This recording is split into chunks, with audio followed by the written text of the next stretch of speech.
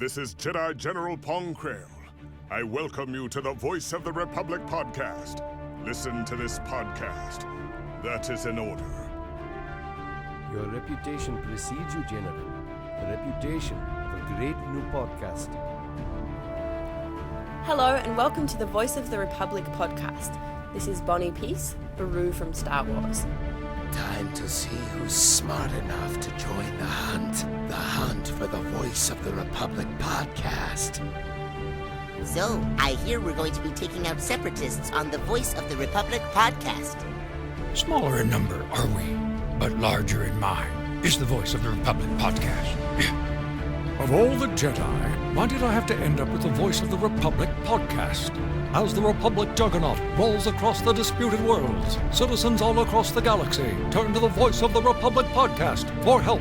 Hello, this is C-3PO, Human-Cyborg Relations. Master Luke can't come on the Voice of the Republic today.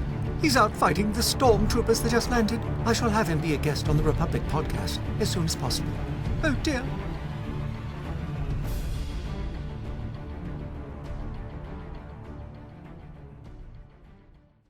Hello Star Wars fans across the galaxy, welcome to the Voice of the Republic podcast. My name is Daniel and joining me is fellow host Rory Williamson.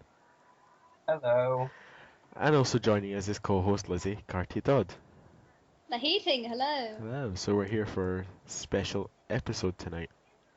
So, yeah, if you want to introduce who it is. We have Pablo Hidalgo, the author of Star Wars, The Essential Reader's Companion, and other encyclopedia books. Janu Gadal here in Revenge of the Sith and behind the scenes stage host at various Star Wars celebrations. So how are you, Pablo? I'm doing all right. Thank you so much for having me on the show. You're welcome. It's great to have you join us. Thank you for giving us your time. Yeah, no problem. Yeah. So I'll get right onto the questions, Pablo. So Daniel, you're first. So hello there, Pablo. Hey, Daniel. And my first question for you is, how did it feel to appear in Revenge of the Sith in a cameo role? It was quite surreal. I remember when the call came out that they needed extras to fill out a particular scene, and I was fortunate enough to make that call thanks to a friend of mine who was working at the ILM stage. So we spent the whole day just shooting little bits and pieces, and, you know, I was one of, in my particular group, one of about a half dozen people dressed up as Coruscant nobles, and you never really got a sense of how much of, if any, was going to end up on the screen. So I remember shooting two little bits, one where it was myself and these people kind of milling about in conversation, and then the director, in this case it was John Knoll, said, okay, the show's starting, you guys need to go back to your seats, and so we just separate and we start walking away. And then the other one was just me walking across the stage, and with the direction of, you know, that I'm looking down into an auditorium. I'm in the aisles, getting up, walking around, but I'm looking towards the performance. And that was it, really. It took the whole day to shoot, and as I said, I had no idea what, if any, would end up in the final. And a few months later, when I was sitting in with ILM finals, watching them approve the shots, sure enough, there I was. They actually got both of the scenes in there, so I'm in there twice. First one is really hard to spot, really tiny. They shrunk me down to like just a few pixels high, but I recognized the group. And the second one, it's like I'm almost like the only thing moving on the screen, so it was pretty hard to miss. So that was very remarkable. Awesome. And my second question for you is, where did the idea originate, and what inspired you to make the Essentials Reader's Companion? Oh, that one, you know, I wish I could take full credit for the idea, but I can't. The idea pre-existed my involvement. So I'm not actually sure where it came from. I know that one day a few years ago, I saw a list of upcoming books planned from Lucasfilm and Del Rey, and there was something that was just called The Essential Guide to Fiction, and there was no real description as to what it was, but I found that intriguing. So I kind of let the powers that be, in this case, the Lucasfilm's director of publishing, Carol Roeder, I said, you know, whatever that book ends up being, I'd really like to be involved in it, because it sounds like something I'd be very interested in. And, you know, time passed, schedules changed, the book, you know, kind of, I forget what happened, but then it came back into kind of existence, and And the folks at Del Rey just offered me a chance to do it. It's like, would you like to do this book? And by then it had shaped up to be a much more solid idea. It was going to be a guide to all expanded universe fiction, including comics and novels. But during the outline stage, we quickly discovered that you couldn't make a book that could fit all that together. So it evolved into just focusing on the prose fiction, the novels, the young reader books, and short stories. Definitely. And my last question for you is, did you realise or imagine how much time and work would be involved in the book? No, definitely not. I was very naive to think that it could be. I don't know what I was thinking exactly, or at least I just didn't give it that much thought. I just like, okay, let's just plow right through it. And because I kind of wanted the insight that would come from reading the books in chronological order, so I tried to read as like the whole, all the books that are in the reader essentially, unless I had just read it recently. But in other cases, I read or reread everything, and that was very time consuming, and it just became an exercise of like time management and progress management. You kind of set goals for yourself, and you divide those goals by how many weeks you had to get it done by, and you break that time into, okay, I need to finish X amount of chapters per day. And so it was quite the exercise. Oh, so thank you for answering my questions, and I'll hand you over to Rory now. So Pablo, my first question for you is, seeing as you're primarily known for working on many Star Wars books and other written material, which has been your favorite to work on? That's a tough choice, because there's a lot of them. I mean, there's a lot of fun memories attached to each of them. One of the things I'm most proud of is like strangely very ephemeral. You can't buy it as a book, and it's not the easiest thing to find, which is the old holonetnews.com site, which Paul Lenz and I worked on in 2002, leading up to the release of episode 2. We just thought it would be a fun idea to create a secret website and make the suggestion that it had existed for a long time, when in actuality we only launched it. We only created about a month's worth of content before it launched. But the idea of it was a newspaper site, the CNN.com or the USA Today of Coruscant, of the Star Wars universe, during the time of the Separatist crisis. And it was a lot of fun exercise in writing different points of views, having fun with the Star Wars universe, but at the same time trying to convey solid information that would be of value going into episode 2. And none of that material has ever been collected. I think the website is still active, although you have to click around to find other content. And I know that it was bundled on the episode 2 DVD as bonus material, but I'd say that's probably a piece that I'm most proud of. That's very interesting. Thanks for that. My second question is, how did you first get involved with being a behind-the-scenes stage host for the celebration events? Oh, that started, it started off small, where I would tend to host the publishing panels, simply because I had a good relationship with the editors and the authors, and they were most comfortable with me talking about work and development. So there would be a behind-the-scenes stage host who would then turn it over to me to do the publishing panels. And I just really enjoyed doing that. And one of the things that I started to look at was I watched the other previous behind-the-scenes stage hosts, were a lot of, they were often local talent that was hired from the area. And they did a great job, but they didn't bring the kind of fan knowledge that I thought I could bring. I would sit in the audience at the panels and like, oh man, if I was up there, I would have asked about this, or I would have asked about that. And that I became interested enough about that to ask Mary Franklin whether or not I could do the behind-the-scenes stage hosting, because I'd be the kind of host that not only brings the knowledge that I do about Star Wars and Lucasfilm, but has the opportunity to do really extensive research through our archives and through the resources that are available at Lucasfilm. And she agreed that it was a good idea, and I've been doing it ever since. Yeah, it's very interesting.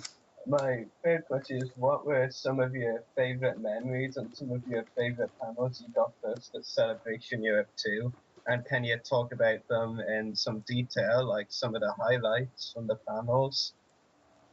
Yeah, the one that I really enjoyed was we did one which was about Jabba's palace. It was about the creature performers in Jabba's palace. And I did something similar to this in the previous celebration, I guess 6, focused on the cantina, but this one was about Jabba's palace because it's the 30th anniversary of Return of the Jedi. And what I wanted it to be was like a 90-minute, deep dive into all the creature designs that were present in the palace.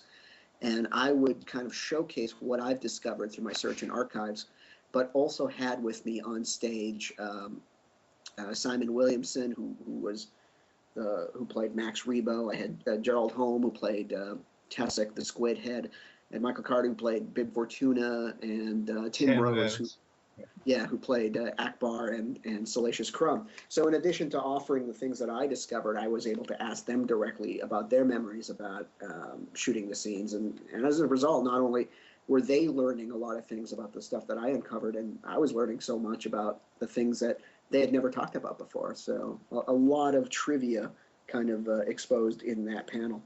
Yeah, I was at that panel. It was definitely very interesting. I mean, I think for any Star Wars fan, if any of the panels at Celebration Europe 2, that was one they would definitely learn a good number of new things from anyway. Things they had never really thought about before. Like I think one of the things that interested me most, or surprised me, was when Michael Carter mentioned Bib Fortuna was originally meant to have a quote-unquote girlfriend, I guess you could say. Yeah. I thought that was a bit interesting. Yeah, and there's you could see little bits of that still remaining in the film, but it was at one point intended to be a bigger part. Yeah. And it's I have that kind of fan point of view where that's the kind of panel I would like to go to and then leave finding out all sorts of new things that I had never known before. Yeah. And of course, you also hosted the Celebrate the Secrets of the Clone Wars panel with Dave Filoni. Do you want to talk a little bit about that one? Oh, that one was great. That one was a very close call in that Dave was flying in from America and there was some issue with his flight. And so when the day started that day, I was under the impression that he wasn't going to be there. And so I thought, okay, well, I'm going to do the best I can and offer what information I can, but clearly what comes out of it is having Dave there. And with just, I swear, maybe 15 minutes right before the panel. As well. Yeah, Dave shows up, and he's exhausted. He's been flying all day, but he's got a great attitude. His thought was, this is what I'm here for. This is what I'm here to do. And we both went up on stage and had an opportunity to talk about a lot of Clone Wars stuff that we've never really been able to talk about before, and show some stuff that honestly, it's like, I don't know where else we're going to show some of that behind the scenes stuff. So it was a great treat. Yeah, definitely. It was a very interesting panel. And my last question is, can we expect to see you at Celebration Anaheim, perhaps as the behind-the-scenes stage host again? I'll definitely be at the show. Whether or not I'll be a stage host, I want to do it, but I'm going to have to take a real look at what my schedule is going to be like around that time. But so far, it's definitely something I want to pursue. If that, for whatever reason, doesn't happen, then at the very least, I'll be hosting some panels, if not the entire slate. So, but I will definitely be there. I love Celebration. It's always such a great time. Yeah, definitely. So thank you very much, Pablo, for answering my questions. I'll hand you over to Lizzie now. Hello. Hey, Lizzie. How are you? I'm doing all right. Lovely. Just to go back to something you had previously mentioned about the HoloNet News article, I can confirm it is still online. It's not being updated anymore for obvious reasons, but they've still got it up. I go to it all the time, and I've actually got an original sketch by Joe Caroni in my collection from it. Oh, right on. Okay, so first of all, how did you go about getting involved with Lucasfilm? It started off by years ago. I was a freelancer for one of their licensees. I freelanced for West End Games, the publisher of the role-playing game at the time. They were starting off a periodical called Star Wars Adventure Journal, and when it was in development, they had the thought that they would be an open submission magazine, which was unprecedented for Star Wars. That if you had ideas or whatever, you could sign them over to West End Games, and they would use it. They would vet it and decide what to use as content. But somewhere between the line of that announcement and the actual publication of the magazine, something happened that somebody changed their mind. Either West End Games changed their mind or Lucasfilm changed their mind. I'm not sure who. But they put a stop to that. They would not take open submissions. Their new policy was only previously published authors could publish in the Star Wars realm. So I still put in a submission, and it was rejected on the grounds of that change in policy. And I got a form letter back explaining that, but I also got a really nice letter back, personalized from the editor, just, offering words of encouragement.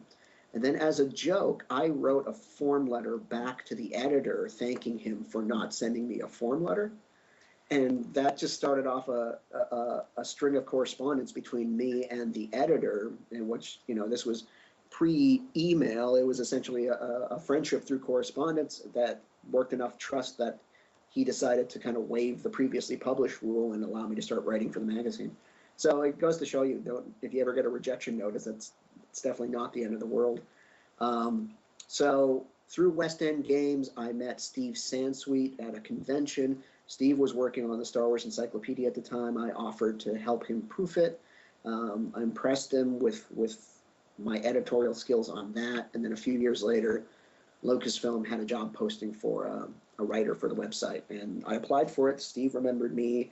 And I had enough of a Star Wars track record that they accepted me. And I've been at the company ever since. Fantastic. So it almost sounds as though it was kind of a stroke of luck that you managed to get in touch with the right person and that they were willing to continue the correspondence, which led to your eventual incorporation into Lucasfilm. It was definitely lucky, but also at the same time, it was just kind of being able to strike up a relationship like that, or just being able to talk to an editor in a way that they appreciated. Right. So I think that definitely opened doors for me. Lovely, very interesting. Now, I was going to ask you what piece of work you took the most pride in, but you actually ended up answering that in one of Rory's questions. But fortunately, I came prepared with another question. It's slightly less in depth, but what part of Star Wars, whether it's a character or a novel or a series, a story, a faction, anything, what part stands out as your favorite? I am an unabashed fan of R2-D2, and I think he was the first. He was the first thing about Star Wars that drew my attention as I would have been like 3 or 4 years old when I first saw him. And I may not have understood what he represented, but it was just a shiny object that was just very appealing to a young mind. And that, I think that's what drew me to Star Wars. And ever since, obviously I've become attached to the universe, all the other characters, all the big storyline, but I still have a soft spot for R2, Right. That's interesting that you say that. I mean, I can kind of understand where you're coming from on that, because I saw Star Wars for the first time when I was 4. Obviously, it was quite a few years after you. But what got me into Star Wars at that age, what attracted me the most was actually C-3PO. So, right, my final question is, depending how you look at it, slightly off topic or slightly on topic, but I ask it to everyone, so don't feel singled out. Oh gosh, sure. Dan already knows. You love R2-D2. I'm an unabashed fan of the Nemoidians and the Duros, and I'd like to know what you think of the Nemoidians.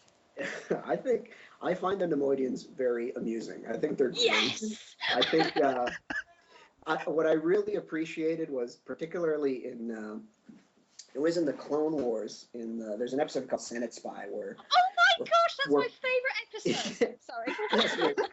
Where Padme has to go to Cato Nemoidia, and she's in like the gilded cities of Cato Nemoidia, and there's just such ostentatiousness. There's just everything is gilded, and it just strikes me as so funny.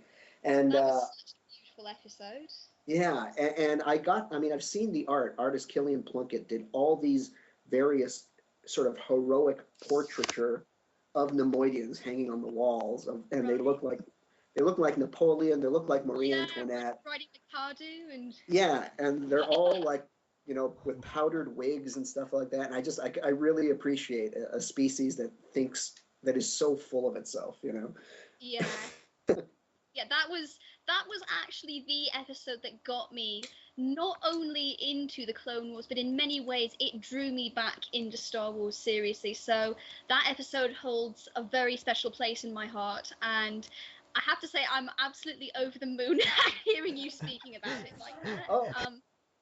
Yeah, I love that episode. I think it caught a lot of people by surprise, and it was a very bold, risky episode because it was there was no combat in it. Not a single lightsaber gets ignited, and not a single laser gun or not a single blaster is fired, and it's like, but it's still very compelling and enthralling. So absolutely. Yeah, I mean, it's always story over action, in my opinion. Oh yeah, definitely. That episode really just it showed to me that Clone Wars was more than just not really more than just, it wasn't necessarily a children's program. It had diplomacy, it had formalities. I mean, I was actually raised in the diplomatic community. I've lived in different places. I've actually experienced this kind of thing firsthand, and I was living in that kind of situation when I first saw the episode, and it really just spoke to me on that level. I connected it with it just like that, but simply because of the diplomacy. Mm-hmm. So it really impressed me. Yeah, it's a great one. Fantastic, yeah. Definitely. So Lizzie, are you happy then? Someone actually gave you an answer to that. Moon right now. Someone finally has a great answer for it. You are literally the first person who has been able to give me an answer to that question. Almost everyone else, almost everyone else, rather no one else knew what they were talking about. Rather knew what I was talking about. So. Well, I'm happy to help. Thank you so much. That was that just made my always day. Ask the experts. Absolutely, yeah. I thought if there was one person who could give an answer to that, it's you. And thankfully he didn't prove you wrong. That would have been slightly embarrassing if he did. Yeah.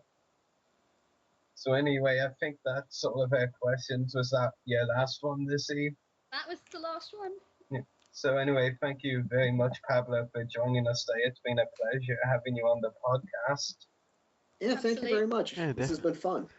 Definitely, thank you for taking your time to come and speak to us.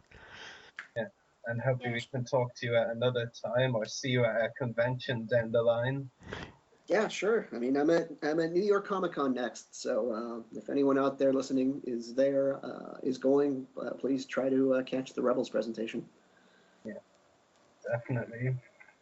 Yeah. We need to talk to you soon. Yeah, we need to send our American correspondents to that convention then. Yeah, definitely. Maybe even pay for our flights as well. Yeah, we're slightly trapped on our island over here. Let's just get a rowing boat and start going now. We might make it in time.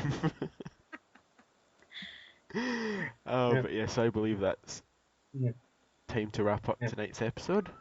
So definitely.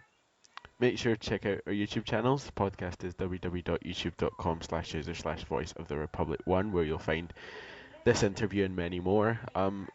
Check out mine at www.youtube.com/user/14mrdas, and also check out Rory's at www.youtube.com/user/separatist-destroyers. Also check out Lizzie's website at sempernemoidiana.weebly.com. You got it! I passed the test this week, yay! You And finally got it! check out the Forcebook at theforcebook.com, and finally check out Pablo Hidalgo on the official Star Wars blog, starwarsblog.starwarsblog.index.php/author/Pabawan. So this has been a fun interview, and from Pablo, Lizzie, Rory and me, may the Force be with you, Star Wars fans.